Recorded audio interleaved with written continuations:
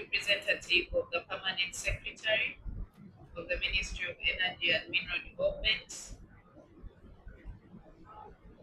the Chief Executive Officers and Heads of Government Agencies, the Executive Director, Uganda Manufacturers Association, I think he has stepped out, the Managing Director, Leinster Enterprises Uganda Limited, the Managing Director, Exhibitions and Trade Services India Private Limited, development partners, representatives of the private sector, distinguished delegates, members of the media, ladies and gentlemen, good afternoon. Good afternoon. I bring you regards from your line minister, the Honorable Kasai, Sindronia Sokolot. He would have loved to be here, but because conflicting schedules, he's out of the country. My name is Fiona Yamudoro, and I'm the Minister of State Community Development.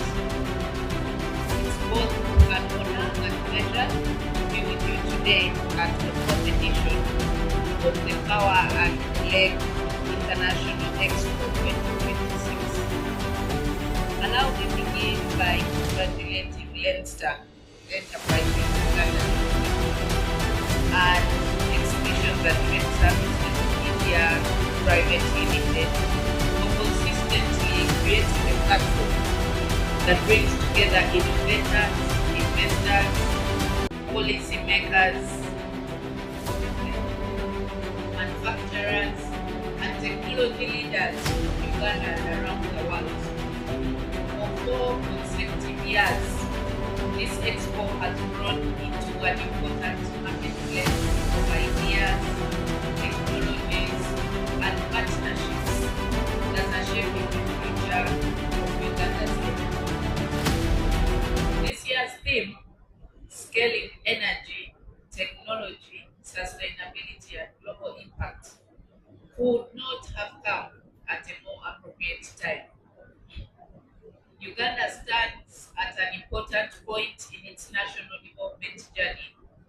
Under Vision 2040, the fourth National Development Plan, and the government's ambition of achieving the tenfold economic growth strategy, our responsibility is no longer simply to increase electricity generation or extend transmission lines. Our responsibility is to ensure that energy becomes the engine that accelerates industrialization, creates wealth, improves productivity, generates decent jobs, and transforms the lives of our people. The Ministry of Energy and Mineral Development, therefore, sees energy not just as infrastructure, but as an economic infrastructure. Every megawatt we generate should be able to power a factory. Every transmission line should unlock production. Every mineral extracted should add value. Every technology we deploy should improve efficiency, reduce costs, and create new opportunities for enterprises. I have had the opportunity to reflect on the tremendous achievements that this ministry and those that have served before us have achieved. The Uganda we see today is the product of decades of dedicated work and leadership, technical excellence, and public service. Within one generation, Uganda has increased installed electricity generation capacity from approximately 380 megawatts to 2,094 megawatts today. We have expanded electricity access from about 5% to approximately 60% of the population. We have recently commissioned transformative projects like the Karuma hydropower, the Nyagak 3, and others. Our transmission network has grown to nearly 5,000 kilometers, and our distribution network now exceed 76,000 kilometers. These are not merely engineering accomplishments. They represent children studying under electric lights, businesses operating more efficiently, health centers preserving life, and having medicines that could be kept safely to save more lives, increasing production, and communities accessing new economic opportunities. The generation before us built the energy platform for development. Our responsibility now is to ensure that this platform delivers accelerated economic transformation. As I continue engaging with the work of the ministry, I find myself always returning to three fundamental questions that will continue guiding our thought process.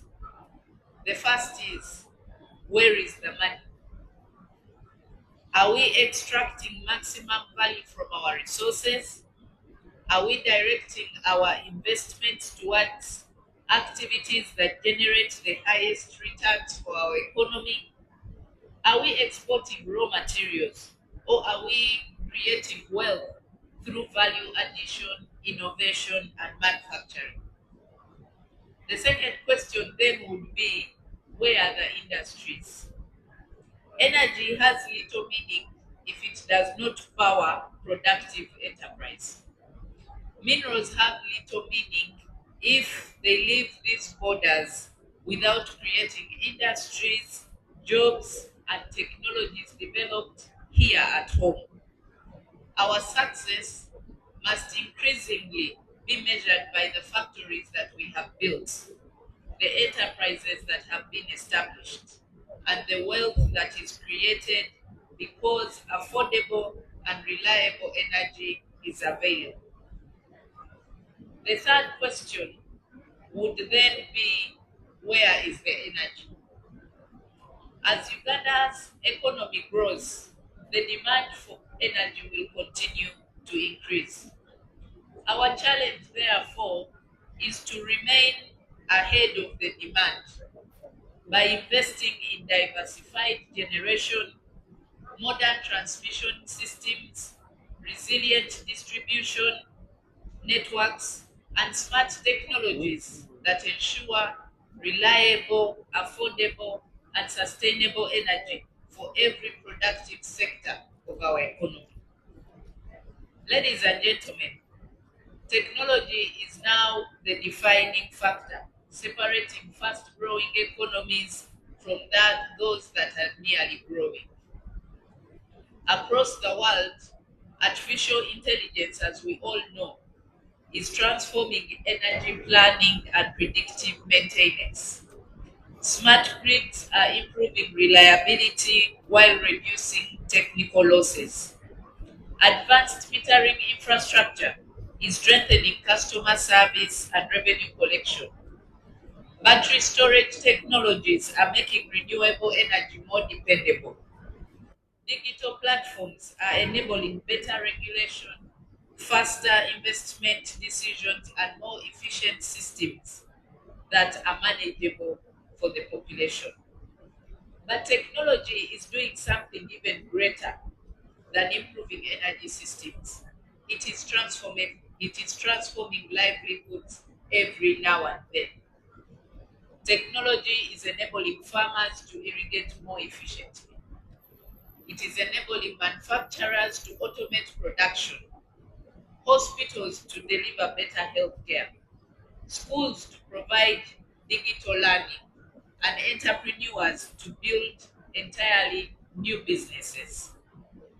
With lower costs of production, there is increased competitiveness and more opportunities created that did not previously exist.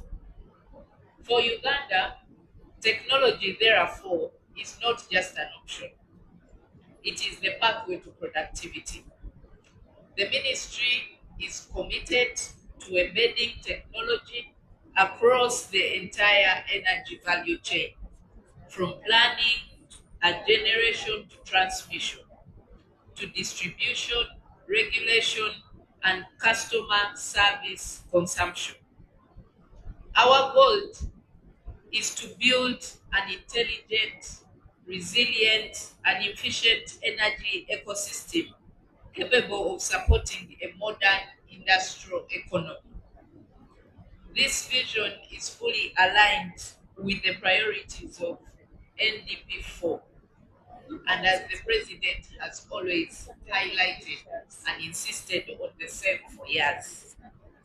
This, therefore, recognizes affordable, reliable, and sustainable energy as a fundamental and foundational enabler of industrialization, private sector growth, and social economic transformation.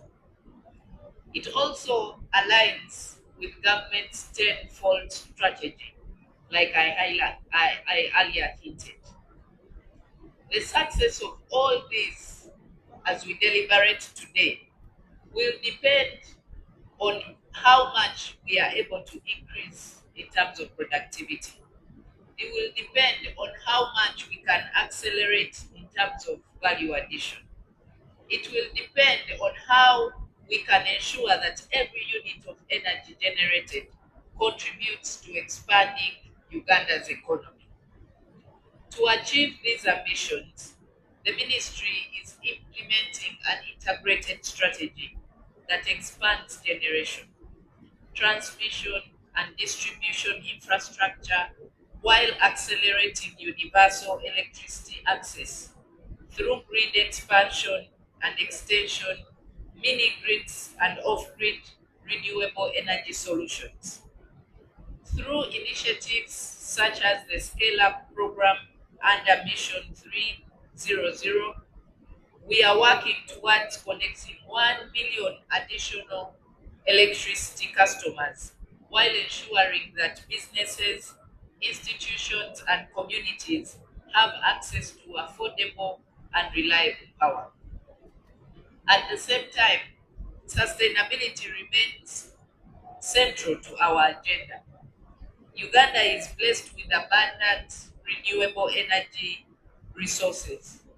Speak of hydropower, solar, geothermal, biomass, and wind. Harnessing this responsibly will enable us to expand energy access while strengthening climate resilience and fulfilling our global environmental commitments. Ladies and gentlemen, government alone cannot achieve this transformation. The future we seek requires researchers, universities, innovators, manufacturers, financiers, utilities, regulators, entrepreneurs, and development partners working together. We therefore call upon our international partners that welcome to Uganda. And in Uganda, we do not just want to welcome investment, but we want to have investment that brings more than capital. We seek partnerships that transfer technology, build local capacity, support research, promote innovation, and create industries within the borders of the country. We invite investors who are prepared to grow with us by adding value here at home, creating jobs, and strengthening our competitiveness at home. To our young people, I offer you a new challenge. The future of energy will not be built by those who operate power plants. It will be built by innovators designing battery technologies, engineers developing smart grids, entrepreneurs applying artificial intelligence, scientists discovering cleaner fuels, and digital innovators creating solutions that we have not yet imagined. We hope that the young people of today can align themselves to this vision and frontline the cause of seeing that we achieve affordable energy to all. I encourage you to see the energy sector not simply as a place of employment, but as a place of innovation, enterprise growth, and leadership development. Let this expo become more than an exhibition of products. Let it become a catalyst of investment. Let it become a marketplace of ideas. Let it become a platform where technologies find markets, where partnerships are forged, where industries are conceived, and where solutions are developed that improve the lives of millions of Ugandans and Africans at large. Together, let us scale up energy. Let us scale technology. Let us scale productivity. And together, we shall be scaling Uganda's prosperity.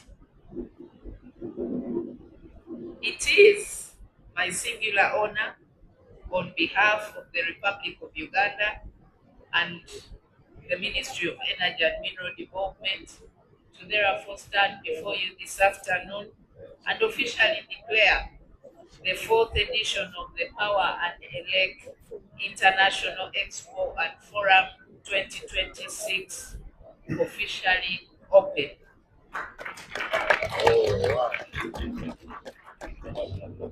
I wish you fruitful deliberations and a great exhibition to see to it that the successes we have foundations can be developed for a better energy sector for board and my country.